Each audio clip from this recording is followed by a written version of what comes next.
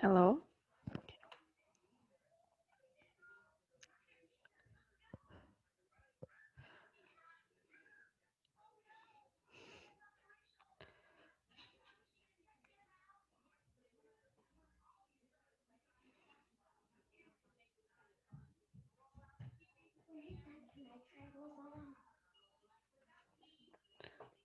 What? When I'm done teaching, honey. Are there students? Are you on mute? No, don't put it on mute.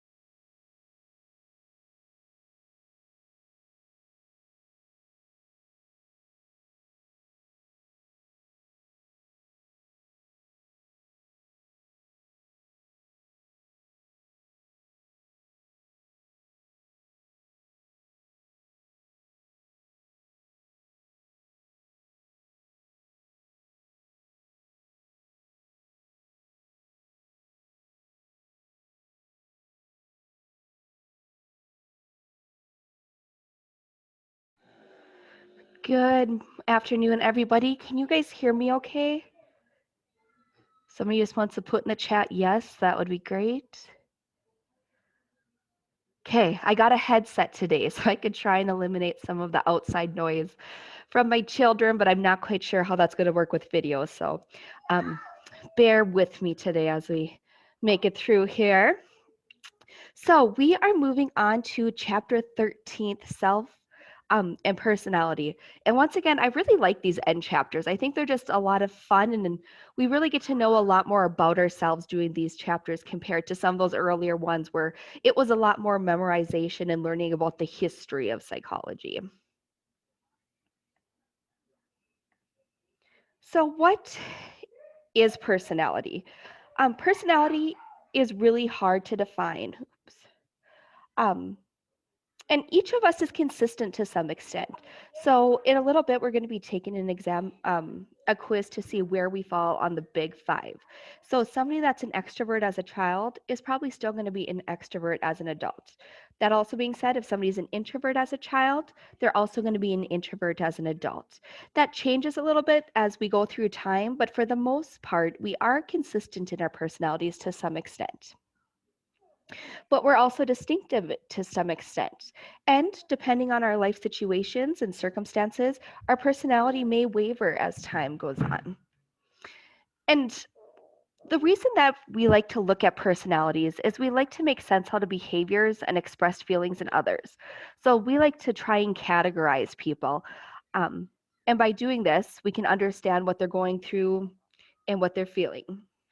For psychologists, in addition to wanting to understand personality, psychologists also want to measure it. So, one example of how people are consistent but yet distinctive is thinking about if 3 different students took the same psychology exam. All 3 of them scored a B on the test. Would they all react in the same way? Probably not. They're all going to act in a different way. If somebody's used to getting an A on the exam, they might be pretty upset that they got a B on the exam. If somebody typically gets a B, they're probably just thinking, oh, it's the same as always, no big deal. But let's say it's a student that usually gets C's and D's on exams. If they were to get a B on the exam, they're going to be really excited about it and proud of their increase in skills and knowledge and that they were able to retain the information better on this exam. So really, every circumstance that we go through, people are going to act in a different manner.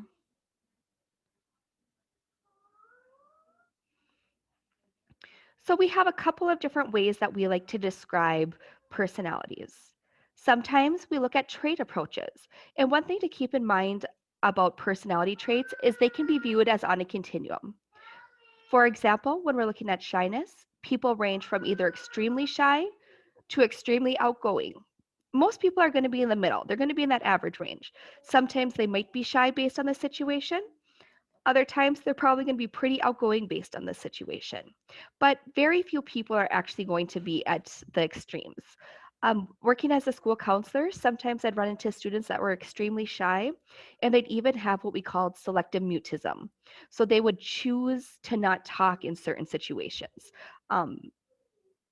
They wouldn't really respond in any way, to be perfectly honest with you. I have a specific student I'm thinking of, very nice kid, but anytime I'd have to call him in to talk about his grades or what was going on, he would just choose not to talk at all.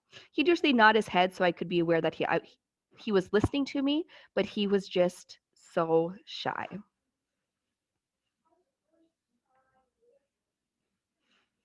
We have a couple of main theorists that we talk about when we talk about trait theorists.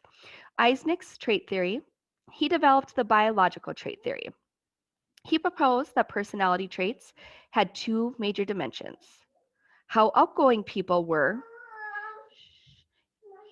and whether or not their emotions tended to be stable, just a second, or unstable. So typically when we talk about introversion and extroversion, there are 2 different ways we can actually look at this. The book's definition of introversion refers to how shy, reserved, and quiet a person is. But it also has to do with how you get your energy.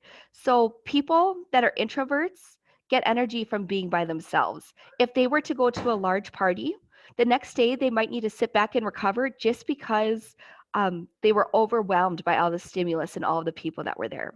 Extroverts, on the other hand, refer to how sociable, outgoing, and bold a person is going to be. But it also has to do with how extroverts get their energy. Typically, when extroverts spend a lot of time alone or at home alone, they might feel a little down and blue about themselves. Where if they are at a party, they feel energized.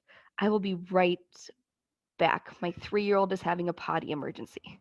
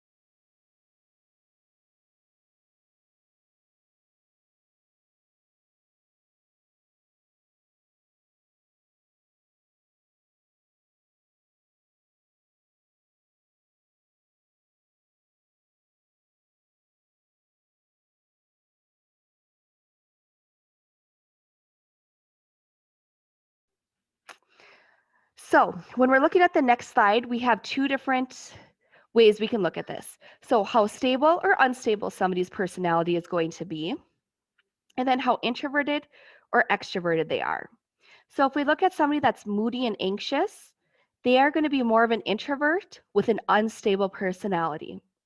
That being said, if we look at somebody that's talkative, outgoing, and easygoing, they are going to fall more into that extroverted and stable personality. Next, we move into the big 5-factor trait theory. This is going to be a really popular factor, and we see a lot of different personality tests that are actually based on this factor. So this theory identifies 5 basic personality traits. So we can call it, a good way to remember it is the acronym OCEAN. So O is for open to experience, C is conscientiousness, E is extroversion, A is agreeableness, and C is conscientiousness. And there is quite a bit of evidence that supports this 5-factor theory. We see it across multiple cultures, we see it across adults, children, elderly patients, and there are many different questionnaires that can actually be used to assess these factors. So if you were to type in the big 5 personality traits, there's going to be many different assessments you can use to see where you're at in terms of that.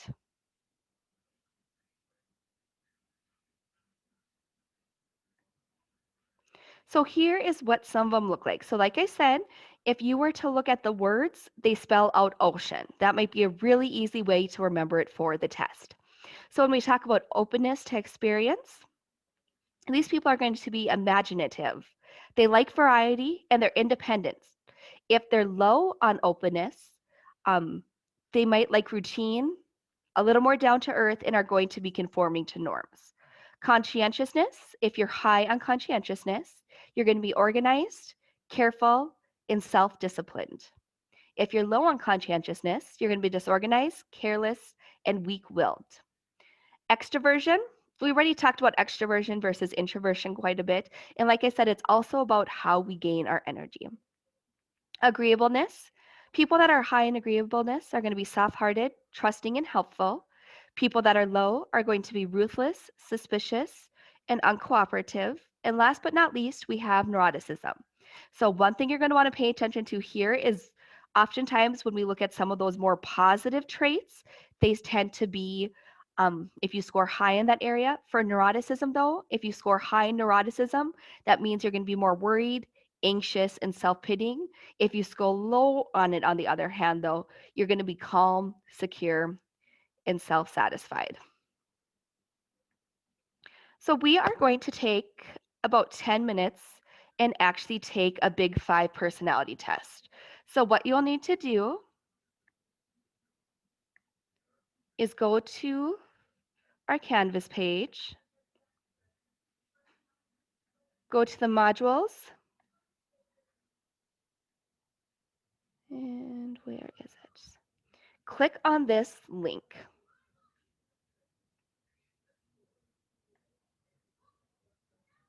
So we are taking the Big Five personality test. And what's kind of cool about this website is there's a lot of other different tests you can take too. The Myers-Briggs test is a highly popular test. The one thing with that though is that its reliability and validity is kind of into question because if you were to take the Myers-Briggs test multiple times, you actually might change where you fall in terms of your personality depending on the day or what kind of mood you're in. Other researchers say that it is pretty stable, but there is quite a bit of controversy around the Myers-Briggs test. But today we are taking the Big Five personality test. So if you hit start the test, you'll come down here. And what you're going to do is reach each one of these statements. I have a kind word for everybody.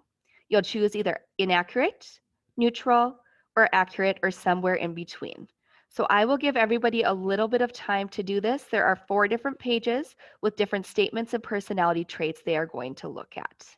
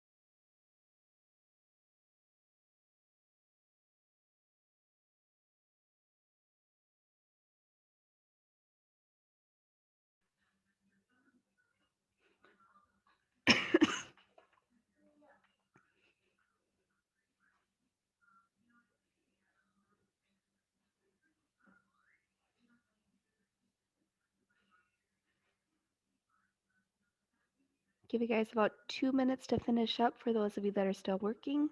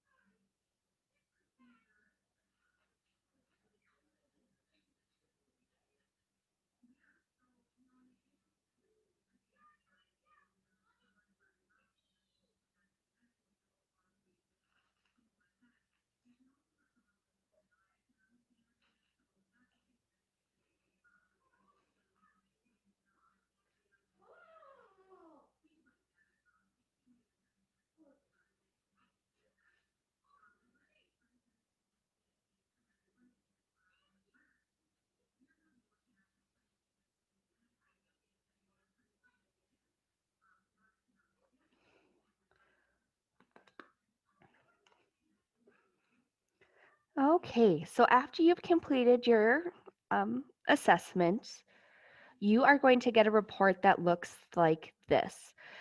So to be perfectly honest with you, I just put in a bunch of information just so I could get a score to spit out for me. But when you look at this, you'll be able to see where your scores fall in terms of a score from 0% to 100%. So remember, O is going to be how open you are. C is how conscientious. E, extroversion, A, agreeableness, and N, neurotic. So on here, it says that I'm very open and neurotic, but typically I'm guessing we might kind of see opposites for most people in terms of whether or not they're open to new experiences or neurotic. You can go down and it describes what does openness mean. It tells you what it looks like if you're a high scorer, and it tells you what to look like in your daily lives. So feel free to look through that. It also shows you your openness score and depth. Um, and I have a secret for you guys. So obviously, don't pay for to unlock the program, but it can tell you about your personality patterns, your core personality. So based on this, I'm an empathic idealist, a practical caretaker, an analytic thinker, and a logical mechanic. So it gives you even just more details about your personality and where you kind of fall. But if you actually hit sample report, even though it's not going to be your personal report, it does give you a lot of extra information regarding all of the different areas of personality. So it talks about if you're high in openness, if you're low in openness, the science below openness. The only thing that wouldn't apply to you is where you fit in because they're not going to have your exact score in terms of that. But it does give you a lot of really good information just going to the sample report and getting to read more information about it. So in order to get 5 points today for this class, what I would like you to do is, if you should notice that right in here, there's also an area that says, where is it at here? Big 5 personality test. So to get 5 points, if you click on that, there should be a text box for you guys to enter it because I'm the teacher. It does not have that for me. And I just want you to write ocean and then whether or not you're high or low in those different areas. So I bet you're wondering, how do I know if I am high or low in those areas? Because really, it doesn't say if you're high or low, it just says your percentages. So I'm going to go back to our slideshow and we can look at it here. So for openness, the average score for people that take this assessment is going to be 58. So if you're below 58, you're probably going to be a little low on openness. If you're right around 58, you fall within that average category. If you're higher than 58, you are going to be very high on the openness scale. For conscientiousness, the average score is going to be a 55. So anything below 55 is going to be below average. Anything above 55 is going to be above average. And that can kind of be how you determine whether or not you scored high or low into that category. Extroversion the average was a 51. For me, I know that I am pretty extroverted. As I get older, I tend to be less extroverted. I like to spend more time at home by myself. especially since I have kids and they seem to be around me 24/7. I have kids, I have dogs.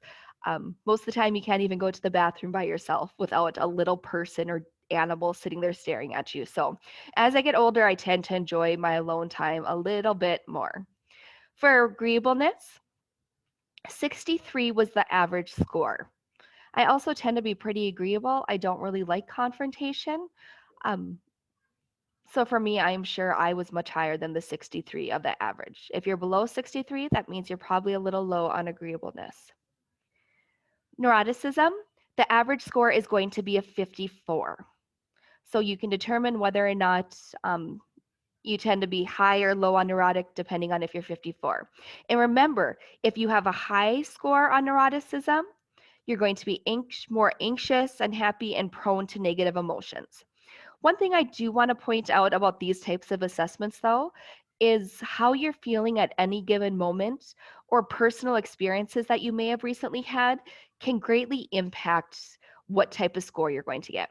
So, we did say that most of these are going to be pretty consistent for a person, but I know that this week in a lot of classes, there's big assignments due, there's tests due, there's just a lot going on leading up to Thanksgiving. And I know that students are feeling the pressure of it. So a lot of people might be scoring a little higher on neuroticism this week just because we're anxious about getting everything done before the break. So experiences like that can change where we're going to fall on the spectrum a little bit. But for the most part, these 5 traits are going to be pretty stable over the long term. And we do see it across countries. So we said there's a lot of research out there that says when we're looking at the 5-factor model and those different traits, they are going to be pretty consistent. Another interesting fact about the big 5 is those that have stronger relationships. So if any of you are in a relationship, you're dating somebody, people that are in the strongest relationships are going to have scores more similar to each other than opposite from one another. So if you're dating somebody, maybe have them take the assessment too and see where you guys kind of compare with one another.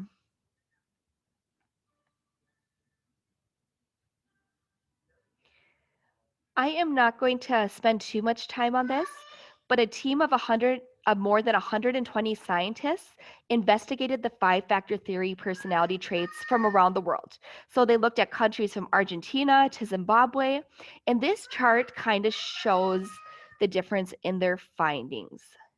I'm going to have you look over this for just 1 minute.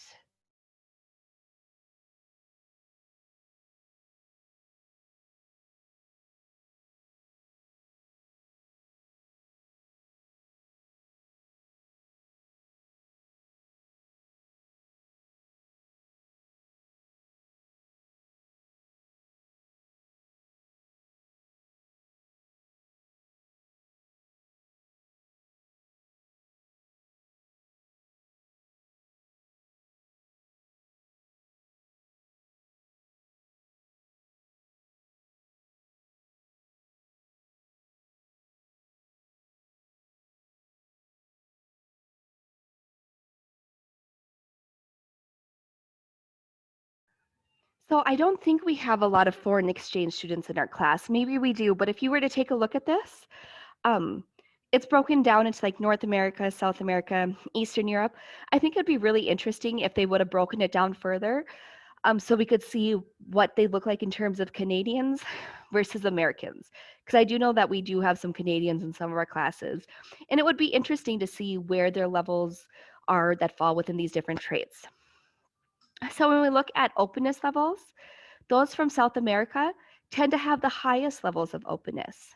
When we talk about conscientious levels, Africa tends to be the country with the most conscientious levels, where East Asia is actually going to be the lowest. And actually, as I quickly glance through here, East Asia is going to be the lowest in all of them except neuroticism, which is kind of an interesting um, little thing going on there. North Americans are pretty outgoing. We tend to be pretty agreeable along with the Africans, and South Americans tend to be pretty neurotic as well as the East Asians. So how can we assess personality? Well, there can be many different methods that are used to assess personality.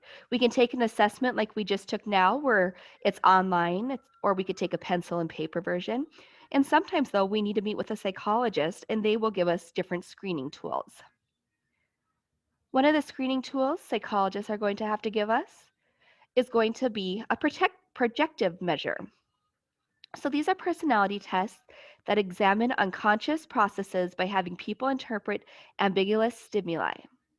Two of the big ones that we often think about when we talk about the projective tests are going to be the Rorschach inkblot test and the thematic apperception test. So we're going to spend a little more time looking at both of these. I am going to try and show a video. Let me know if you can't hear it, and I will try and tweak my sound settings.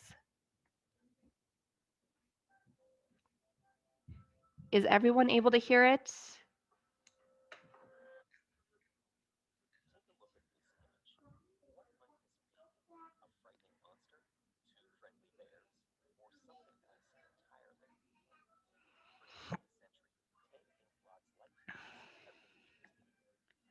Okay, so we can't hear it, so let's try this.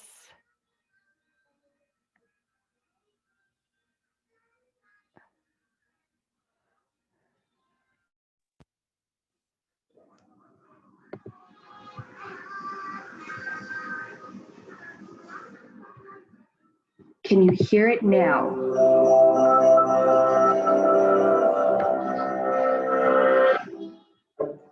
Take a look at this image. What might this be?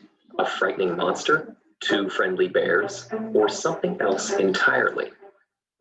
For nearly a century, 10 inkblots like these have been used as what seems like an almost mystical personality test.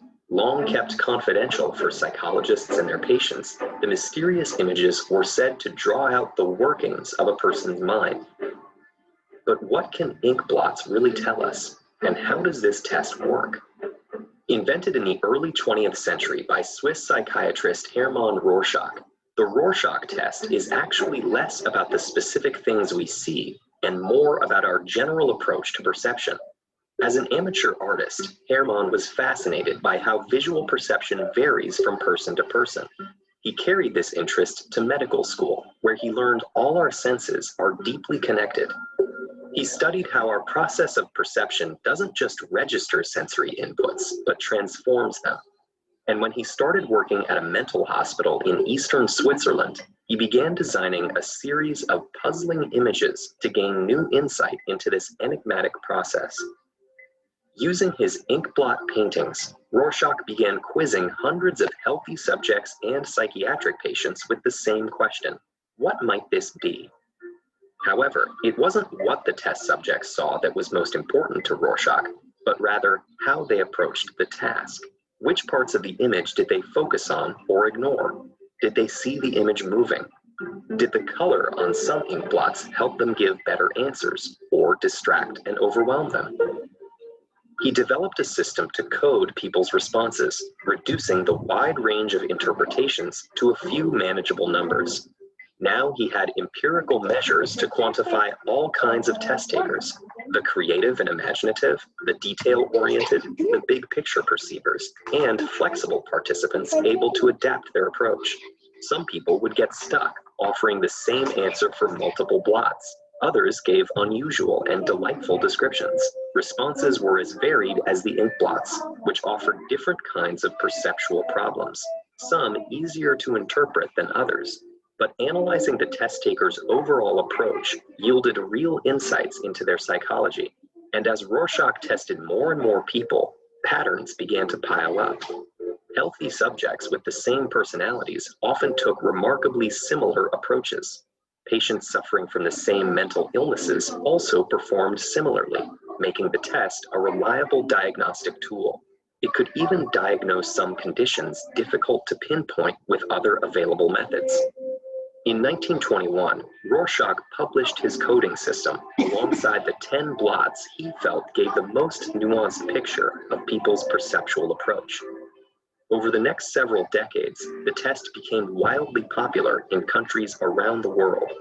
By the 1960s, it had been officially administered millions of times in the US alone. Unfortunately, less than a year after publishing the test, Hermann Rorschach had died suddenly. Without its inventor to keep it on track, the test he had methodically gathered so much data to support began to be used in all sorts of speculative ways. Researchers gave the test to Nazi war criminals, hoping to unlock the psychological roots of mass murder. Anthropologists showed the images to remote communities as a sort of universal personality test. Employers made prejudiced hiring decisions based on reductive decoding charts. As the test left clinics and entered popular culture, its reputation among medical professionals plummeted, and the blots began to fall out of clinical use. Today, the test is still controversial, and many people assume it has been disproven. But a massive 2013 review of all the existing Rorschach research showed that when administered properly, the test yields valid results, which can help diagnose mental illness or round out a patient's psychological profile. It's hardly a standalone key to the human mind. No test is, but its visual approach and lack of any single right answer continue to help psychologists paint a more nuanced picture of how people see the world, bringing us one step closer to understanding the patterns behind our perceptions. Keep exploring the inner workings of the mind with this playlist.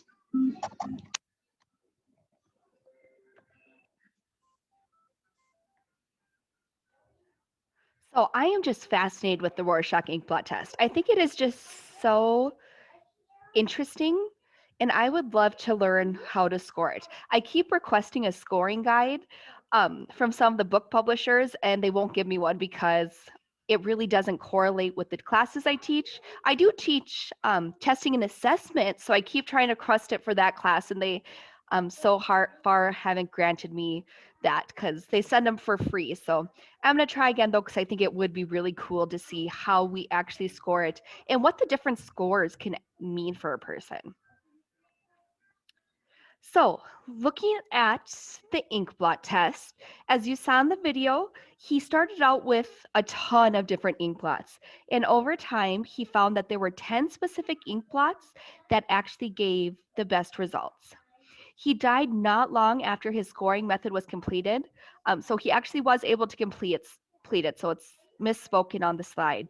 But he died briefly afterwards, which resulted in many different people taking his scoring guide and not using it accurately.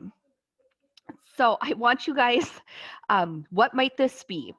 In the chat box, you can write what you see when you are looking at this picture. And Riley, it's funny that you say that because I did this with my abnormal class and I had multiple students see the thumbs from Spy Kids as well. So you are not the only person that has ever mentioned that. Does anybody else see something different? You can put it in the chat box or take your mic off, put your mic on if you want. Two bears, dogs kissing. Interesting. It's hard because you're not here in person. So Charles, you say dogs kissing. Is this their mouth down here, this red part? Or are you seeing that this part? Oh, I see it. Here are their ears. Here's their head, their mouths, and then kind of their tongues, right? Did I get it right, Charles? I've never seen anybody say dogs kissing before, but now that you say that, I can't unsee it. So some people are saying a pair of lungs, bears breathing fire, people playing patty cake. Oh, Mariah says she sees a bat. Two headless chickens high-fiving. That is a very interesting one, Calvin. I have not heard that before. Two redheads high-fiving. So as I'm looking at this, I would say most of these are pretty typical responses that we get. Typically, they will ask you for 4 different responses though. So you have to be a little bit creative and be able to come up with multiple different things that you're seeing. One thing I do want to point out is that the Society for Personality concluded that this is a reliable and valid tool to use for testing. So there is a lot of controversy around it, but it is actually very reliable, very valid, and it gives us a lot of information in terms of diagnosing personality disorders. Here is another one that I want you to look at. So what do we see in this picture?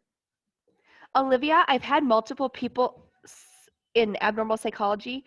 Is this where you see the dress? They said that they almost see it like a corset, where like this is the corset part and here is Not enough to see the skirt for it. I saw the dress in the last example. Oh, in the last example you saw a dress. Interest. Oh, I see it right here, right? Yeah, like on a stand Yep, I in see like a it. storefront. I have never heard that one before either. What about this one? What are we seeing with the two? Well, what are we seeing here? A mountain lion walking along a reflective riverbank. That is what I see too, Riley, is either mountain lions or bears. Wolf petting a stegosaurus on their head.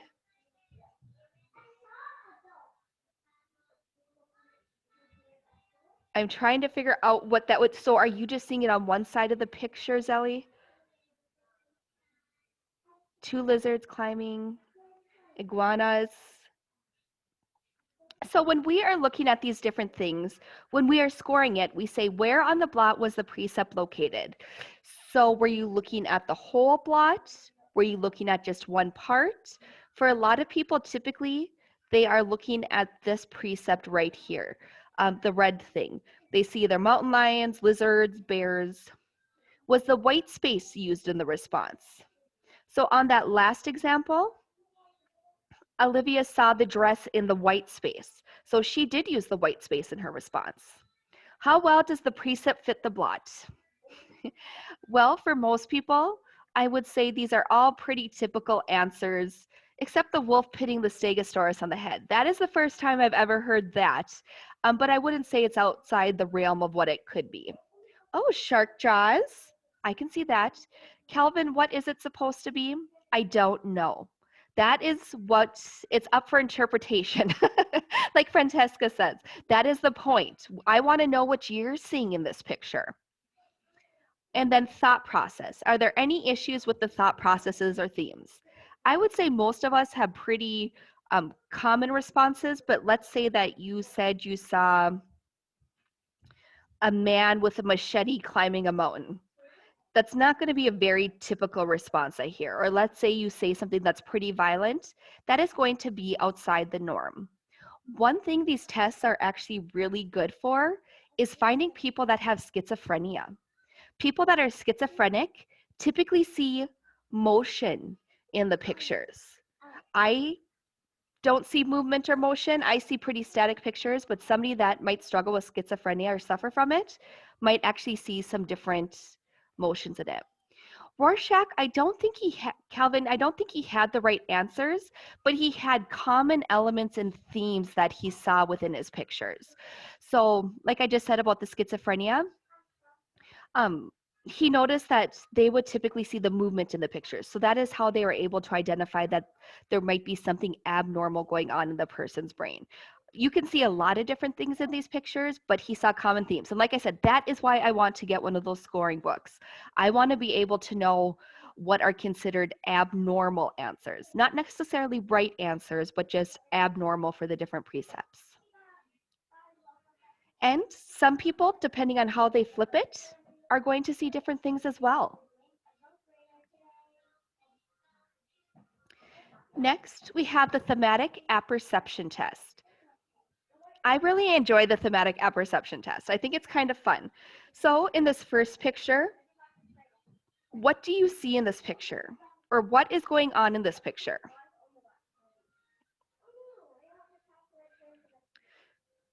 And you can put it in the chat. I'm going to kind of lecture for a little bit, but what do you see in this first picture with the younger and older lady? For each scenario, you have to make up a dramatic story. You need to talk about what led up to this point. What is happening? How are the people feeling? This was developed by Henry Murray, and typically the hero in this story, or the main person that we're talking about, projects the person's needs, strivings, and feelings. So nobody sees anything in this first picture. What about the second picture that my mouse is kind of twirling around on? What is going on in this second picture?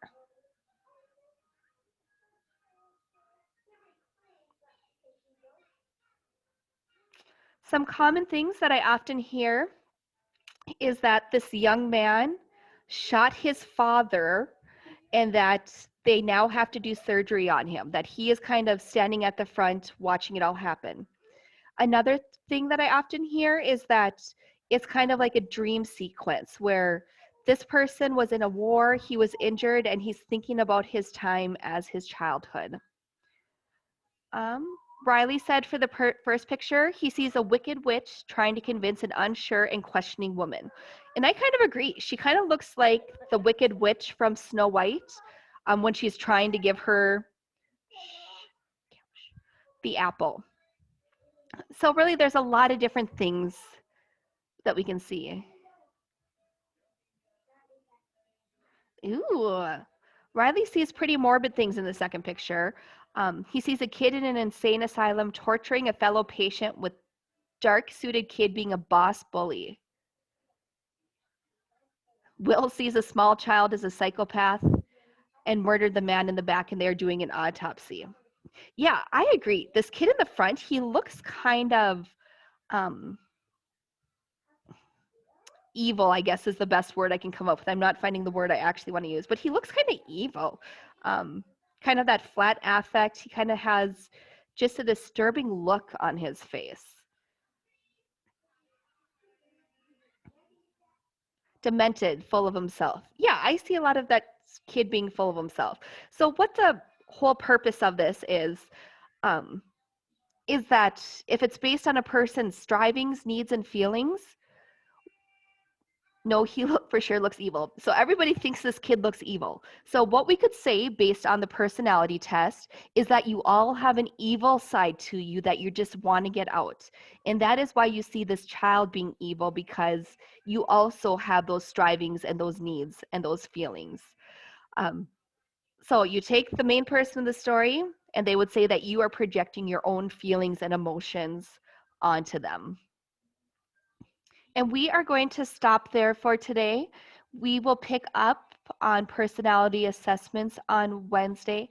I hope this worked a little better in terms of being able to hear me and not being able to hear my children quite as much. Make sure you get you submit your Big 5 personality assessment by 1 p.m. today. So if you weren't on class, you aren't going to be able to get the points for it, but I will upload the PowerPoint for anybody that was not here. But in order to get your points, make sure you get that in by 1 o'clock. It sounds like it worked pretty well to use this. So I hope everybody had a great day, and I will see you on Wednesday.